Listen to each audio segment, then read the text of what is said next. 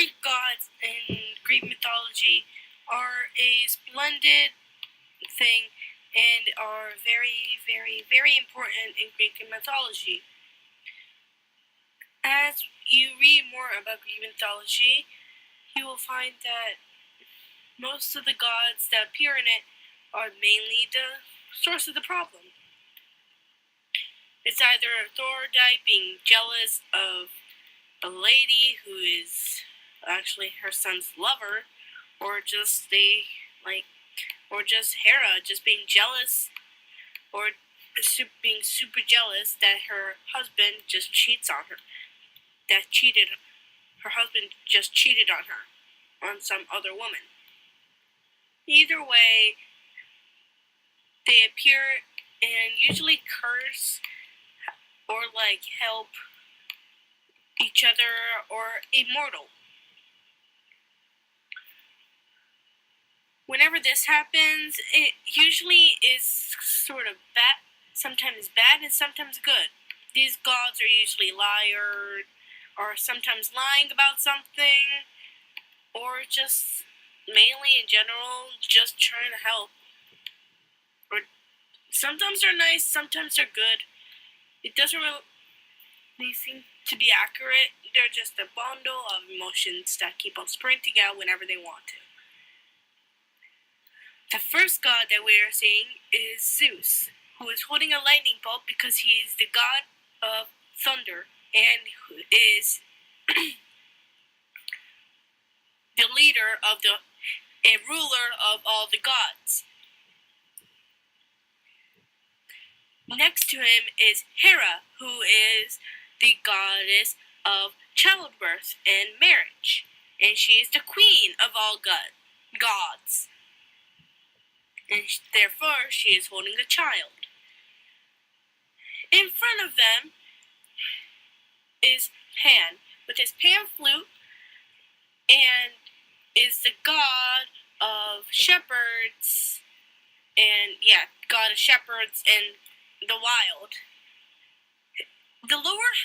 His lower half is basically a goat. And his father is Hermes. His mother was a wood nymph. After his mother had glimpsed him, she shrieked and ran away. And now we turn our attention to Hermes, who has shoes that have wings on them, enabling him to fly. Hermes is the messenger of the gods, and also has a helmet with wings on them that also allow him to fly. Gods usually send him to do bargains with other mortals, so that they can get what they want, or just trying to help a problem on Earth or in Greece. He is very important, and he shows up in some mythologies as, well, a helper. He sometimes makes bargains to help the character in some mythologies. In the water is Poseidon, the god of the ocean, who has a trident in his hand. He is the older brother of Zeus, who gets eaten by Kronos until Zeus defeats Kronos, and he just comes flopping out of there.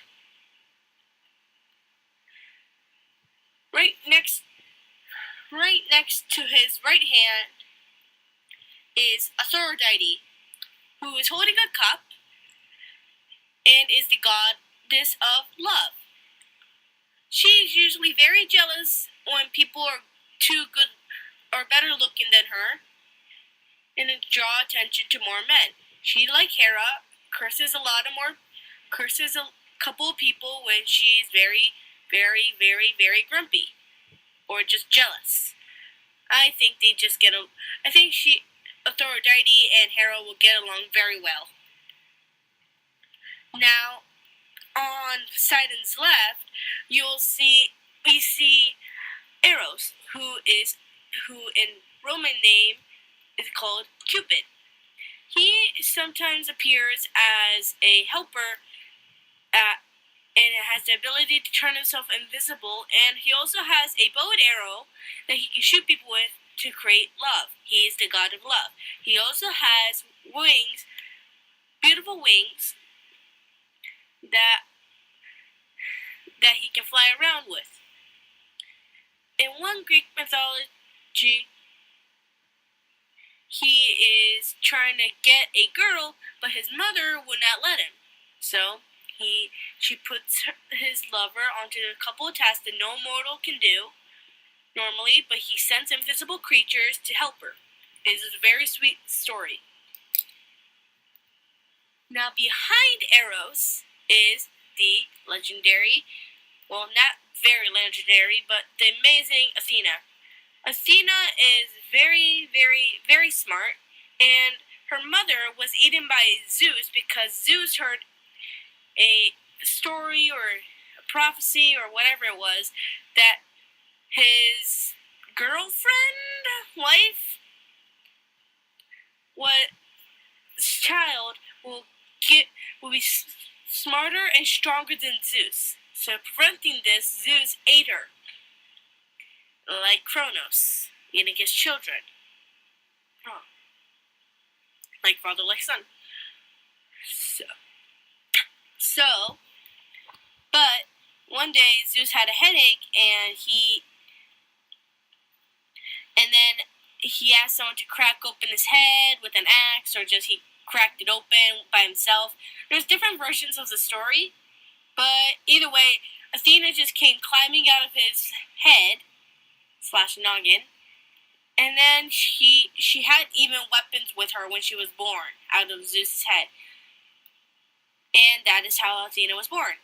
Athena is normally known for wearing a helmet and holding a spear. Athena is basically known as the goddess of wisdom. That is her main element. And she's also basically the goddess of society, because she basically she can make olives appear, she's craftsmanship, and basically almost everything that you need in a town, which is kind of amazing.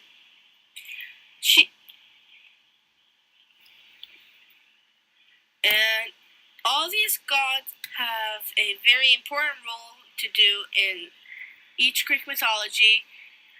Pan can start a rivalry that gave a king mule ears. Hermes can help a goddess of spring, and can help a goddess of harvest's daughter escape from Hades. Poseidon can have a quarrel with Athena over Athens. Eros can try to get his mortal lover into Mount Olympus. Aphrodite can try to keep her son out of trouble and try to look good. Athena will try to fight over several things, made the first spider. Zeus, well, basically cheats on his wife most of the time, but he also does a couple of things. Not always good, but still. Hera, well, she basically sends a cow into the desert, so I guess that's also good. All these gods are good and mostly good, and all play at least one role in Greek mythology. And there are more gods on Mount Olympus, which is the god's home, and it's also the tallest of all mountains in Greece.